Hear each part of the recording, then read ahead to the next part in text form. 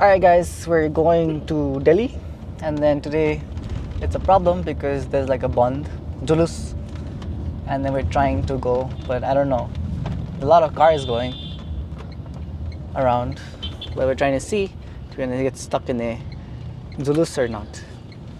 Thousands of Nepali royalists took to the streets of capital Kathmandu, demanding the restoration of the monarchy in support of the king, who was deposed 17 years ago. At least 2 people have died after supporters of Nepal's former king clashed with police during a rally in Kathmandu.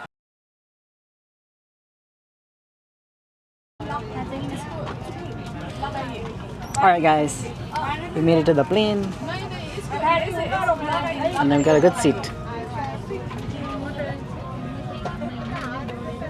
Now it's time to fly.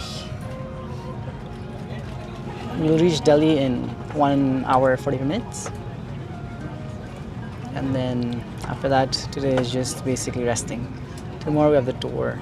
After that, Agra, and that's it.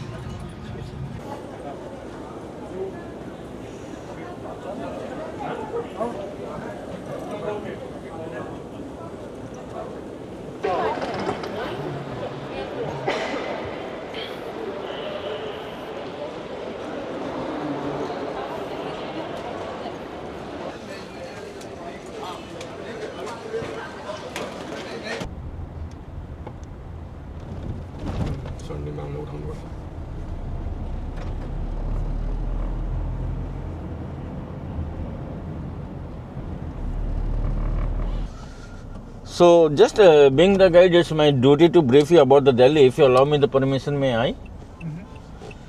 See, Delhi is divided into 2 parts. One we call the Old Delhi, another we call the New Delhi. When the 5th Mughal emperor, his name was the Shah Jahan. You know Shah Jahan? Yes, Shah Jahan. He is the emperor who built the Taj Mahal in Agra. He decided to shift his entire capital from Agra to Delhi. So he established one beautiful city called Shahjahanabad. Today we call Shahjahanabad as Old Delhi.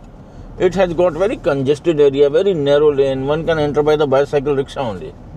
Because there we have the Asia's biggest wholesale market called Chandni Chowk. And the Asia's biggest spice market 7 kilometers. Another is the New Delhi, which is totally architected and designed by one of the great architects from Britain, whose name was the Edwin Lutyens. So New Delhi is a well-planned city as compared to the Old Delhi. The total geographical area of the Delhi is 1,483 square kilometers. It's one of the biggest city of India. And the total population as of today in Delhi only 22 million, which you will enjoy by the car, no doubt. Delhi name has been originated from the Hindi word called Dil. Dil means heart. If you see the India map, you will see Delhi is placed there where the human has got the heart. So we say Delhi is the heart of India. In the 16th century, East India Company, they discovered the India. At that time, they made their capital Kolkata. But after spending 100 years in Kolkata, they found there is one more place called Delhi, which is full of art, craft, culture, spices, pashmina, carpet, jewelry. So they shifted their capital from Kolkata to Delhi. From here, they used to export all this item to the different Europe country and made a huge money. So Delhi we also call the loving shopping paradise. When I will take you to the Old Delhi, I will show you all the merchants, whether they are from Agra, Jaipur, Mumbai, Kolkata, they all come here. And they buy everything in bulk, then they go back out in their city and sell out in retail. So Delhi is the main hub. Delhi has been 7 times plundered and 7 times rebuilt by the different Muslim emperors. 5 dynasties they ruled the Delhi. First was the Mamluk dynasty, we call them the slave dynasty. They ruled us in the 12th century. Then there was the Khilji dynasty, they ruled us in the 13th century. Then there was the Tughlaq dynasty, they ruled us in the 14th century. Then there was the Lodi dynasty, they ruled us in the end of the 14th and beginning of the 15th century. Then the Mughals came here and they ruled us for last 200 years. You know about the Mughals? Yes. They were the Mongolians. They were the descendants of the Genghis Khan from mother side. And from the father side, they were the descendants of the Temur Lane. They never want, they should call the descendants of the Genghis Khan because Genghis Khan massacred so many people in China. So they always want, they should call the descendants of the Temur Lane. They conquered the India in the 15th century. The first Mughal emperor who arrived in India, his name was the Babur. He arrived in 1527. His son name was the Humayun. He was the second Mughal emperor. When Humayun died, his son was just 14 years old. At the age of 14, he became the third Mughal emperor. His name was the Jalaluddin Akbar. Akbar's son was the Jahangir. Jahangir's son was the fifth Mughal emperor, Shah Jahan, who built the Taj Mahal in Agra, Red Fort in Agra, Red Fort in Delhi, Jama Mosque in Delhi, and one of the mosques in Lahore. At that time, Lahore was the part of India. And his son name was the Aurangzeb, who tried to kill his father twice. Last time he put his father into the Agra Red Fort prison as a house arrest. He died there because he wanted to capture the entire empire of his father. And the last Mughal emperor in the Red Fort of the Delhi was Bahadur Shah Jafar II. When he got battle with the British army in 1857, he got scared. He ran away from the Red Fort, hid himself in the Humayun tomb. But later on, he was caught by the British army and he was taken for the trial in Rangoon, Myanmar, where he was killed. Then the Britishers captured the Red Fort and they built a New Delhi in 1911. Then the Britishers ruled us for 100 years. On 15th August 1947, we got the independence. So this is the brief note of the Delhi. Okay? Clear? Bhaiya? What happened? What was happening before the 12th century? BC? So the India was ruled by the several kings because India was divided into small provinces, and every provinces were having the king. So they have their own kingdoms. Yeah. And from a religion perspective, from a dharma, what was happening at that time?